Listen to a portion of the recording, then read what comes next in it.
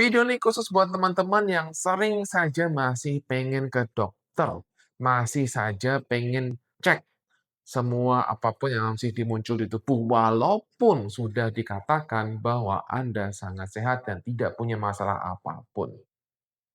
Bagi teman-teman yang masih punya masalah seperti ini, tonton video ini sampai habis.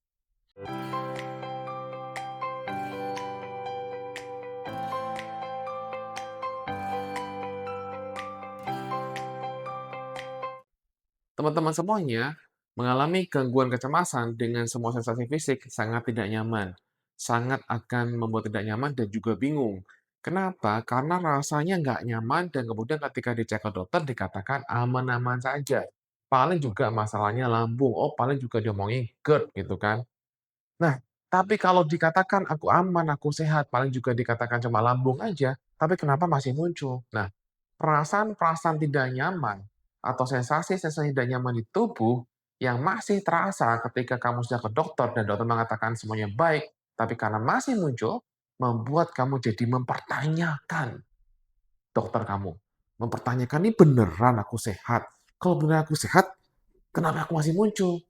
Nah, perasaan-perasaan atau pikiran-pikiran seperti ini memicu kamu untuk kamu kemudian ke dokter lagi akhirnya.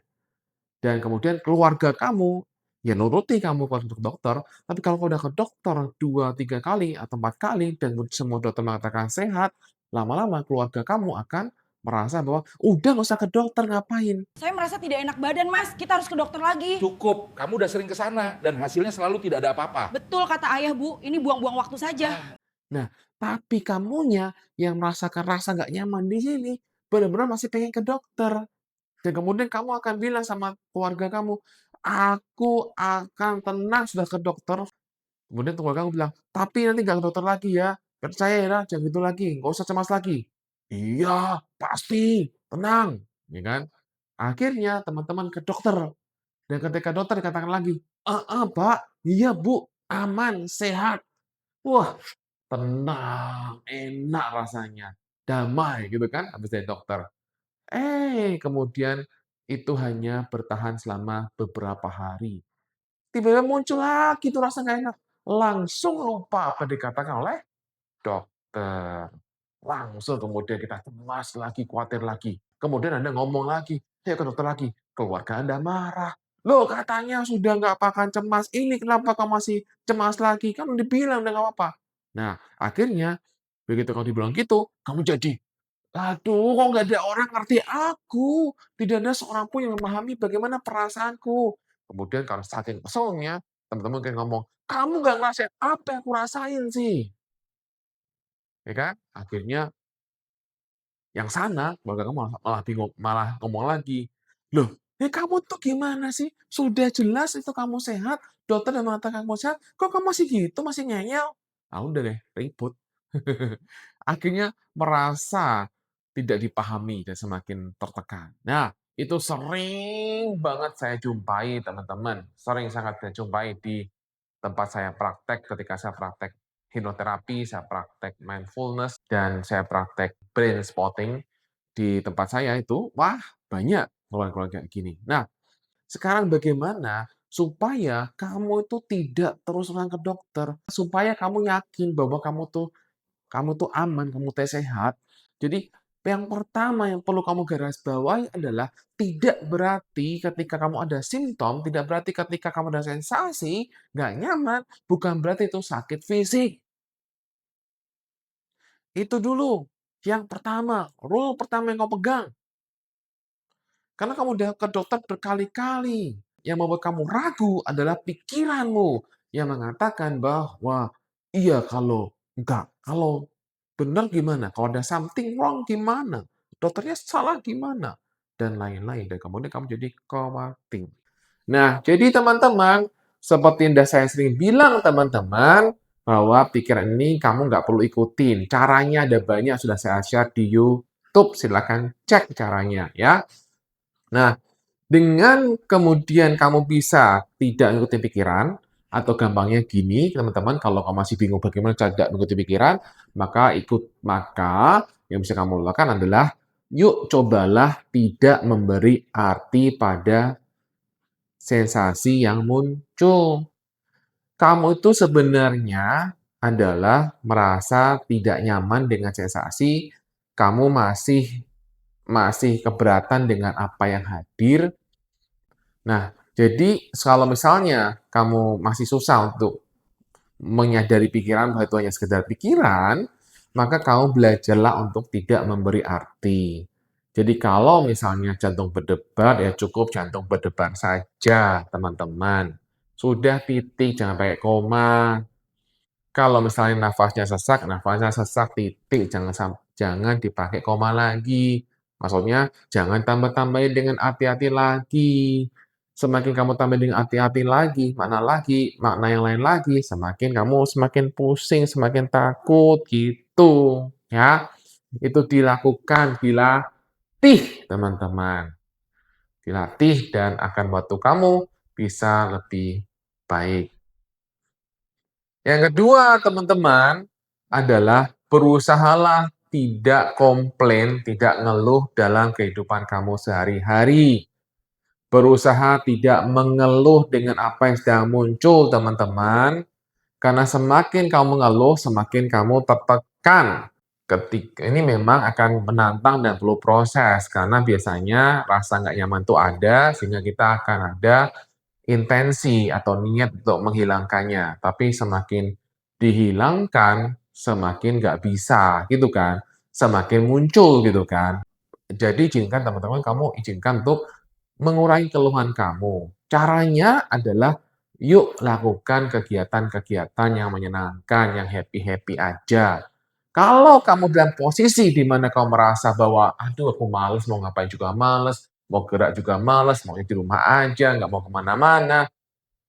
Nah, kalau kamu seperti itu, maka kamu teman-teman bisa melakukan gerakan-gerakan yang ringan untuk membantu kamu lebih bisa mulai beraktivitas.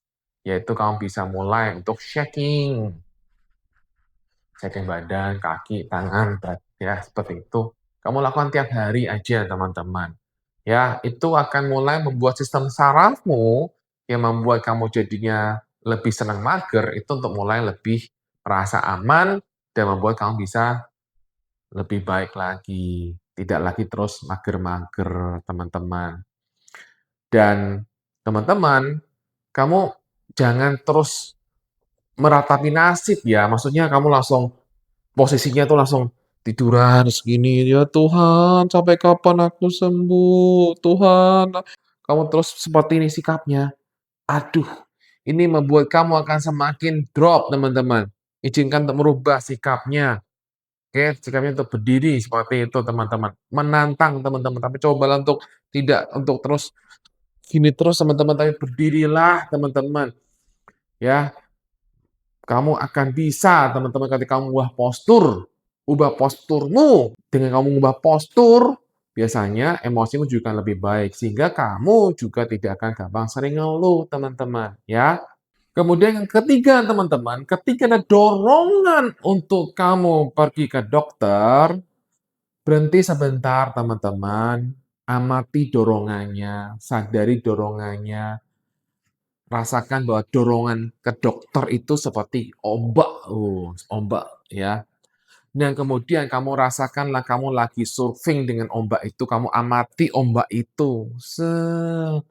Ya kamu amati aja dorongannya untuk segera ke dokter. Amati dorongan-dorongan yang meminta kamu, ayo.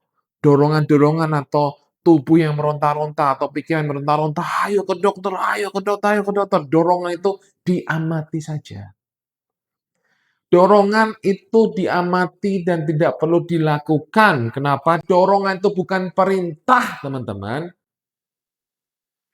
Sadari aja dorongannya, amati dorongannya. Begitu kamu bisa mengamati dorongannya, itu bisa berkurang dorongannya dan kemudian selesai.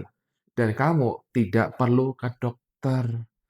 Nah, begitu teman-teman kamu bisa melakukan semua ini, maka kemudian kamu silahkan, kamu pujilah diri kamu sendiri, kamu apresiasi diri kamu sendiri. Kenapa? Karena saya berhasil hari ini tidak perlu ke dokter dan saya baik-baik saja. Saya aman-aman saja, sehat-sehat saja. Perlu sekali untuk mengapresiasi apa yang telah kamu lakukan. Perlu untuk mulai berbangga dengan diri sendiri karena saya telah berhasil melalui ini. Nah, itu teman-teman. Silahkan teman-teman kamu coba praktekkan saja 3 cara ini. Semoga bisa membantu kamu untuk lebih baik. Dan buat kamu yang masih mengalami gangguan kecemasan, juga kamu bisa menggunakan buku saya, buku Bye-Bye Cemas dan buku Goodbye Anxiety untuk membantu kamu lebih baik. Kamu silakan WA ke sini.